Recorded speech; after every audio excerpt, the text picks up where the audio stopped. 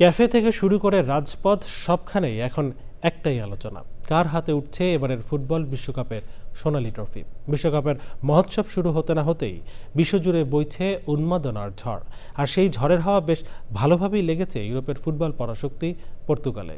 রাজধানী লিসবন থেকে শুরু করে পর্তোর প্রতিটি অলিগলি এখন ফুটবল জ্বরে আক্রান্ত। বিস্তারিত জানাচ্ছেন পর্তুগাল প্রতিনিধি হাফিজ আল আসাদ। সাধারণত পর্তুগিজদের ফুটবলের আবেগ বলতে ইউরো কাপ বা ঘরোয়া লিগ পর্তু স্পোর্টিংকে ঘিরেই, কিন্তু বিশ্বকাপ এলেই যেন খোলস বদলাতে শুরু করে পুরো দেশের। প্রবাসী বাংলাদেশি থেকে শুরু করে স্থানীয় পর্তুগিজ সবাই এখন মেতে উঠেছে প্রিয় দলকে জেতানোর ছক কষতে।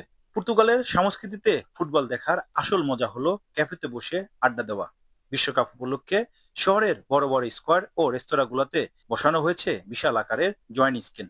পর্তুগালের ম্যাচগুলোর দিনগুলো বটেই, অন্যান্য দলের ম্যাচগুলোও ক্যাফেতে বসে একসাথে সবাই দেখছে। সবাই নিজের প্রিয় দলটিকে মনে প্রাণে ধারণ করে মেতে উঠেছে উল্লাসে। এবার আমার ফেভারিট টিম হচ্ছে ব্রাজিল এন্ড হোপফুলি এবার ব্রাজিল জিত। আমি চাই Ronaldo জিতুক। Vou-vos dar a minha opinião acerca desse clubes fortes, mas muito fortes. পর্তুগালে বসবাসরত বিশাল প্রবাসী কমিউনিটি, বাংলাদেশি, ব্রাজিলিয়ান, পাকিস্তানি ও ইন্ডিয়ান, এই উন্মাদনায় যোগ হয়েছে নতুন মাত্রা।